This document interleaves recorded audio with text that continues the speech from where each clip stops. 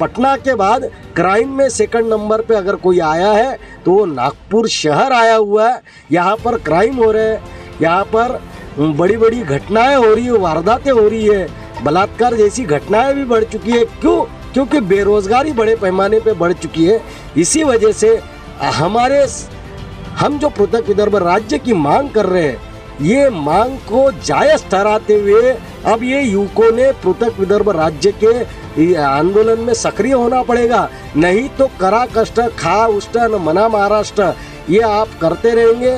आप किसी जाति, धर्म, पंथ, लिंग इसके में पड़े रहेंगे तो आपके बारे में कोई सोचेगा नहीं और आपको बेरोजगारी का दंश झेलना पड़ेगा। विदर्भ में कई ऐसे नौजवान हैं जो बेरोजगार हैं। अब इनके रोजगार पे तो बात नहीं कर रहे नेता, सुबह शाम ये नफरतें फैला रहे हैं। तो नौजवानों को क्या पैगाम देना चाहेंगे आप कि विदर्भ के लिए ये लोग खुल के सामने, खासकर विदर्भ के नौजवान? अभी ये जो कालीचरण जिन्होंने नफरत वाला बयान दिया गांधी जी के बारे में या और दूसरे धर्मों के बारे में, ये हमारे विदर्भ के अकोला ज़िले के ही है।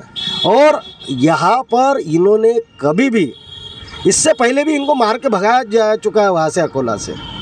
और क्योंकि इनकी हरकत ही ऐसी थी, ये धार्मिक रूप से लोगों को भड़काने का काम करते हैं और ये नेताओं के चक्कर में। और आज जो बेरोजगारी बढ़ी ही है, हर व्यक्ति रोजगार की तलाश में है। कोरोना के वजह से व्यापार, उद्योग, धंधे सब बंद हो चुके हैं, रोजगार बंद हो चुका है।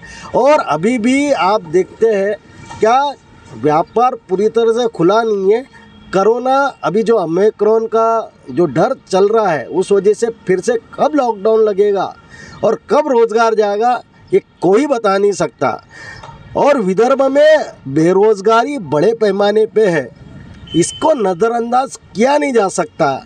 आज विदर्भ में सरकारी नौकरी विदर्भ के हक की 3,07,000 सरकारी पद जो है विदर्भ में रिक्त पड़े हैं, पर एक भी आमदार जो 62 में से एक भी आमदार इसके लिए विरोध में बोलने को तैयार नहीं। वो चाहे कांग्रेस का हो, बीजेपी का हो, शिवसेना का हो या राष्ट्रवादी का हो, कोई भी पक्ष का हो, कोई बोलने को तैयार नहीं। और साथ ही साथ हमारे यहाँ एशिया का सबसे बड़ा जो इंडस्ट्रियल कॉरिडोर जो बुट्टीबोरी में खोला गया था, जिसमें 1265 भूखंड वहाँ निर्माण किए गए थे, परंतु उसी के साथ जो बारामती का जो इंडस्ट्रियल कॉरिडोर खोला गया था, वहाँ पर 100% क्षमता के साथ रोज़गार खुल चुके।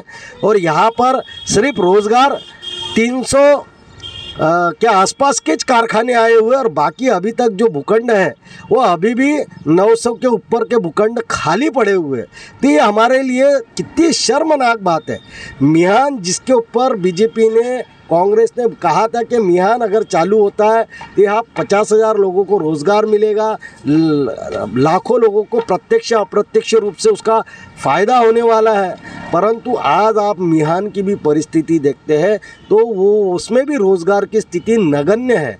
तो ऐसे में रोज़गार के लिए युवा भटक रहा है, शिक्षा के लिए युवा भटक रहा है, परंतु रोज़गार के ऊपर कोई बोलने को तैयार नहीं है और रोज़गार के बारे में सोचने के लिए किसी के पास समय नहीं है। इसी वजह से आज आप देख रहे हैं क्या बिहार के बाद, बिहार में जो पटना है, पटना के बाद क्राइम में सेकंड नंबर पे अगर कोई आया है तो वो नागपुर शहर आया हुआ है। यहाँ पर क्राइम हो रहे हैं, यहाँ पर बड़ी बड़ी घटनाएं हो रही है, वारदातें हो रही है, बलात्कार जैसी घटनाएं भी बढ़ चुकी है। क्यों? क्योंकि बेरोजगारी बड़े पैमाने पे बढ़ चुकी है। इसी वजह से हम जो पृथक विदर्भ राज्य की मांग कर रहे हैं, ये मांग को जायज़ ठहराते हुए अब ये युवकों ने पृथक विदर्भ राज्य के आंदोलन में सक्रिय होना पड़ेगा। नहीं तो करा कष्ट खा उष्ट न मना महाराष्ट्र ये आप करते रहेंगे। आप किसी जाति, धर्म, पंथ, लिंग इसके में पड़े रहेंगे तो आपके बारे में कोई सोचेगा नहीं और आपको बेरोजगारी का दंश झेलना पड़ेगा। कल के पिछले 30 साल से आपकी स्थिति वैसी की वैसी है और आने वाले 100 सालों तक स्थिति सुधरेगी नहीं। इसलिए स्थिति अगर आपको सुधारना है तो विदर्भ राज्य लेना पड़ेगा।